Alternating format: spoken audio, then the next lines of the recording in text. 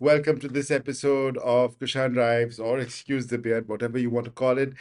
And I want to talk about a tweet I did the other day where I said that Narendra Modi, the Prime Minister of India, was the biggest beneficiary of the Singur plant shutdown. And this tweet went viral. And this was in context of the Tatas winning a 760 odd crore arbitration award against the government of West Bengal regarding the Singur agitation or the plant shutdown, whatever you want to call it. It's a very sad story. It's a story I was personally involved with because I traveled to Shingur three times during the agitation, and once, I mean, three times, twice during the agitation and once post the agitation. And Singur actually happens to be in the district, in Hooghly district. And my ancestral home is in Hooghly town, Hooghly, Chichura, Chandanagar, the entire belt of small towns over there. And it's really, really sad. As a Bengali, as somebody from that area of Bengal, I really wanted to see industrial development. And right now, the tragic tale, according to me, of the Singur plant shutdown. I hope this arbitration award brings it closure. Mm, But of course, West Bengal industrialization, sad to it. But it really did help Gujarat, on the other hand, because the Tatas moved their plant, all the machinery, which had already started to be installed in Shingur, all the way from Shingur in West Bengal to Gujarat, the other end of the then NH6. And well, the Tata Motors plant in Sanand never did make enough nanos. The nano itself, well, for lack of a nicer word, flopped as a project, I guess. Indians weren't really into the micro car. The nano was considered cheap. Now, don't get me wrong. I think Tata Motors makes fantastic cars these days. Just driven the new Harrier and the new Safari and the new Nexon EV. They're fantastic products. And that reflects in Tata Motors sales today. And the reason Tata Motors has gone up the sales chart is because they have that factory in Sanand, of all things, because the factory in Sanand gave them the spare capacity to produce more Nexons, to produce more Harriers, to produce more Safaris, more Altras, more Tiagos, Tigors, whatever you want to call it. It also allowed them to buy the Ford plant, which they happen to share a boundary wall with the next door. It's also helped Gujarat become a major part of the automotive industry because there's not just the Tata Motors and now Tata Motors buying the Ford plant. There's also Maruti Suzuki, which has just bought out Suzuki Motors in Gujarat, making it a subsidiary of Maruti Suzuki. There's also MG Motors in Halol. So there's a lot of manufacturing of automobiles in Gujarat now, and there will be more going forward as well. There's no doubt about that. And the fact that Narendra Modi convinced Ratan Tata to come to Gujarat quickly, laid out the red carpet for him. And then Ratan Tata gave this famous interview to the Times of India where he just, praised Narendra Modi to high heaven.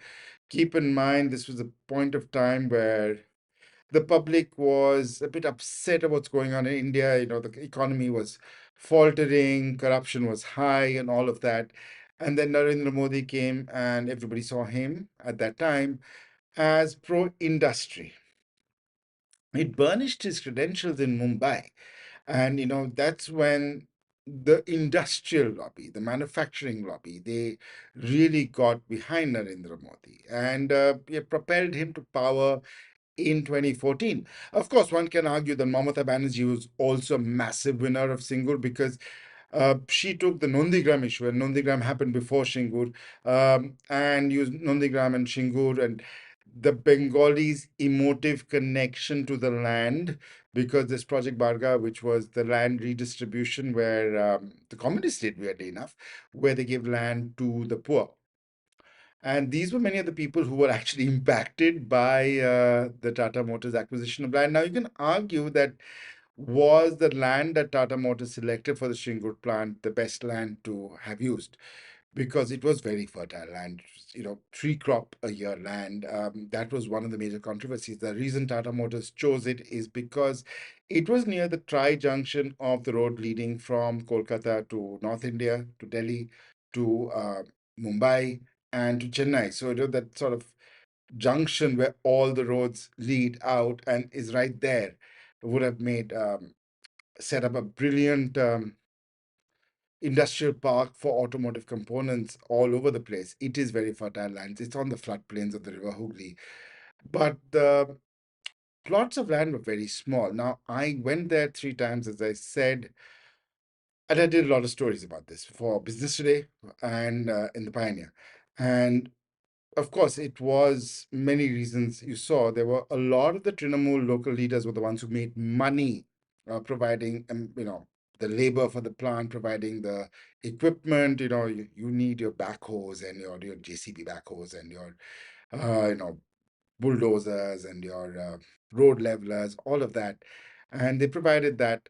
They made money off that.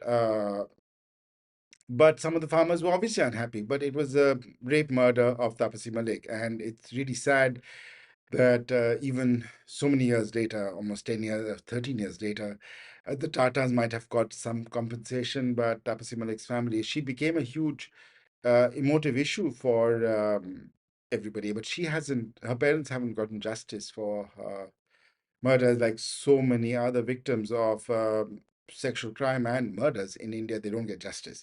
But that's a different debate. We're not even talking about that. But when she was when her body was found, that became a massive issue. The communists were blamed, and the communists were in the back foot. Buddhadev Bhattacharya was trying a lot to industrialize Bengal. He realized what had happened to Bengal as a child growing up in Bengal in the mid to late 80s. I was a young boy. I was in Ramat, India, Calcutta before my dad moved to Bengal, from Bengal to Delhi in 1987.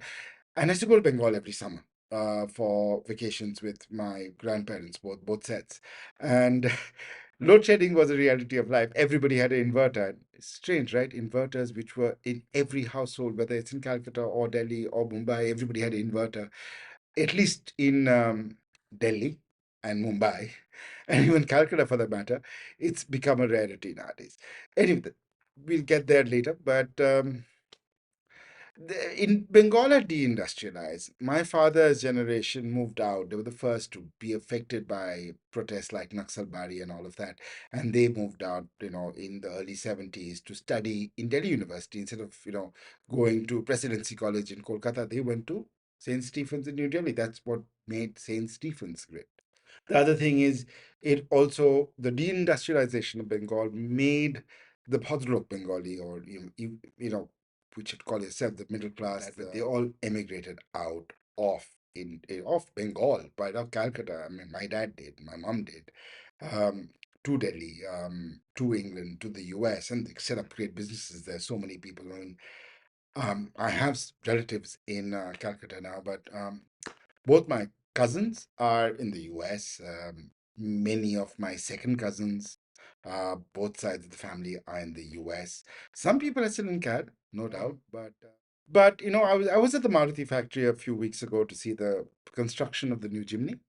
And over there, we were talking about the Nano, weirdly enough, with a couple of the manufacturing guys at Maruti Suzuki. And they said when the Tata Motors plant came up in Singur, they lost a lot of their Bengali employees, and they had significant number of Bengali employees in manufacturing, in engineering, who wanted to move back to Bengal, even if they weren't necessarily from the Kolkata or Hooghly region, even if they came from Durgapur, Asansol, or even as far north as Shiliguri. They wanted to move back to Bengal because there was a sense of pride that the factory was coming to Bengal, and we lost it.